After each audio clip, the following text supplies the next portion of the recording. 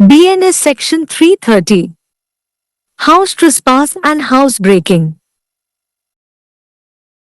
1. Whoever commits house trespass having taken precautions to conceal such house trespass from some person who has a right to exclude or reject the trespasser from the building, tent or vessel which is the subject of the trespass, is said to commit lurking house trespass.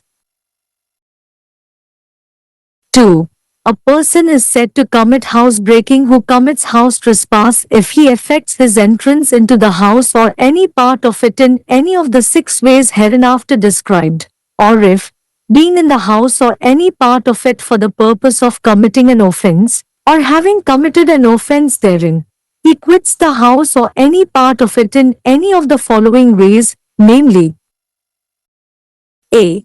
If he enters or quits through a passage made by himself, or by any abettor of the house trespass, in order to the committing of the house trespass. B. If he enters or quits through any passage not intended by any person, other than himself or an abettor of the offense, for human entrance, or through any passage to which he has obtained access by scaling or climbing over any wall or building. C. If he enters or quits through any passage which he or any abettor of the house trespass has opened, in order to the committing of the house trespass by any means by which that passage was not intended by the occupier of the house to be opened. D. If he enters or quits by opening any lock in order to the committing of the house trespass, or in order to the quitting of the house after a house trespass. E. If he effects his entrance or departure by using criminal force or committing an assault, or by threatening any person with assault. F. If he enters or quits by any passage which he knows to have been fastened against such entrance or departure, and to have been unfastened by himself or by an abettor of the house trespass. Explanation: any outhouse or building occupied with a house, and between which and such house there is an immediate internal communication, is part of the house within the meaning of this section. Illustrations: A. Commits house trespass by making a hole through the wall of Z's house and putting his hand through the aperture. This is house breaking. B. Commits house trespass by creeping into a ship at a porthole between decks. This is house breaking. C. Commits house trespass by entering Z's house through a window. This is house breaking. D. Commits house trespass by entering Z's house through the door, having opened a door which was fastened. This is house breaking. E. Commits house trespass by entering Z's house through the door, having lifted a latch by putting a wire through a hole in the door. This is house breaking. F. Finds the key of Z's house door, which Z had lost, and commits house trespass by entering Z's house, having opened the door with that key. This is house breaking.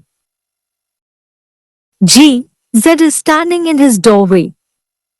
Forces a passage by knocking Z down, and commits house trespass by entering the house.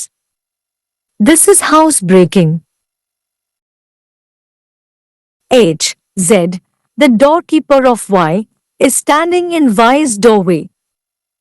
Commits house trespass by entering the house, having deterred Z from opposing him by threatening to beat him. This is house breaking. BNS பிரிவு 330. வீடத்துமீறல் மற்றும் வீட்டை உடைத்தல். 1. அத்துமீறலுக்கு ஆளான கட்டிடம், கூடாரம் அல்லது பாத்திரத்தில் இருந்து அத்துமீறுபவர்களை விலக்கவோ அல்லது வெளியேற்றவோ உரிமையுடைய ஒருவரிடமிருந்து அத்தகைய வீட்டு அத்துமீறலை மறைக்க முன்னெச்சரிக்கை நடவடிக்கைகளை எடுத்துக்கொண்டு வீட்டு அத்துமீறலைச் செய்பவர் பதுங்கியிருப்பதாக கூறப்படுகிறது. வீடத்துமீறல். 2. ஒரு நபர் வீட்டை உடைப்பதாக கூறப்படுகிறது.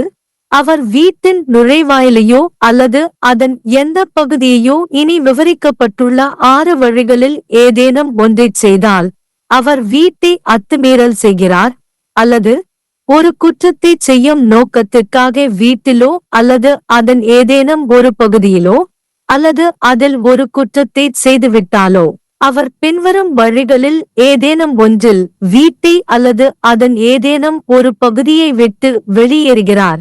அதாவது வீட்டு அத்துமீறலைச் செய்வதற்காக அவரே அல்லது வீட்டு அத்துமீறலை தூண்டுபவர் யாரேனும் ஒரு வழியாகச் சென்றால் அல்லது வெளியேறினால். மனித நுழைவுக்காக தன்னைத் தவிர அல்லது குற்றத்திற்கு தூண்டுபவரைத் தவிர எந்தவொரு நபராலும் விரும்பப்படாத எந்தவொரு பத்தியிலும் அவர் நுழைந்தால் அல்லது வெளியேறினால், அல்லது சுவர் அல்லது கட்டிடத்தின் மீது அளவிடுதல் அல்லது ஏறுவதன் மூலம் அவர் அணுகலை பெற்ற எந்தவொரு பத்தியிலும். சி. அவர் அல்லது வீட்டின் அத்துமீறலை தூண்டியவர் திறந்திருக்கும் ஏதேனும் ஒரு வழியாக நுழைந்தால் அல்லது வெளியேறினால், அந்த வழியாக வீட்டின் அத்துமீறலை செய்யும் பொருட்டு வீட்டின் குடியிருப்பாளரால் அந்த பத்தியின் நோக்கம் இல்லை. திறக்க வேண்டும்.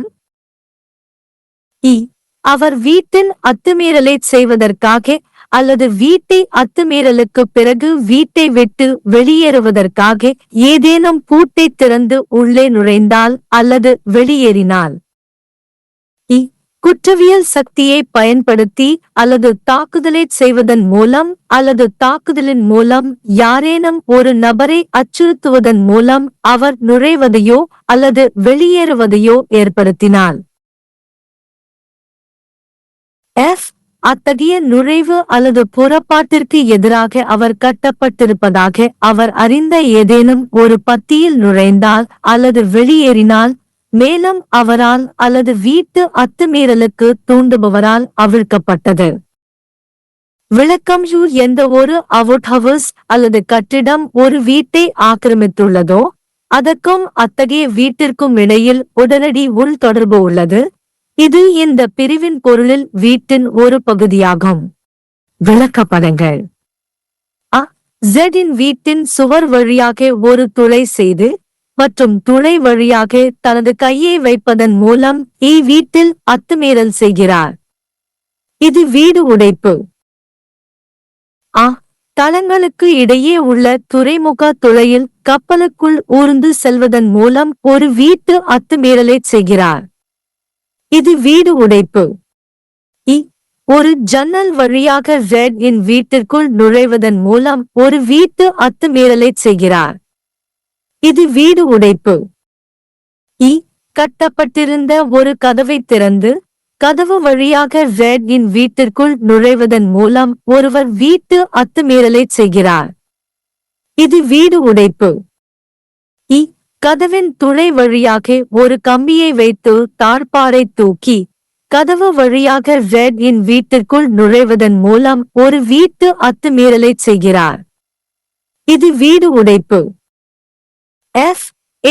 இன் வீட்டு கதவின் சாவியை கண்டுபிடித்து அதில் தொலைந்து போனது, மேலும் இன் வீட்டிற்குள் நுழைந்து அந்த சாவியை கொண்டு கதவை திறந்ததன் மூலம் வீட்டை அத்துமீறல் செய்கிறான். இது வீடு உடைப்பு. அவரது வீட்டு வாசலில் நிற்கிறார்.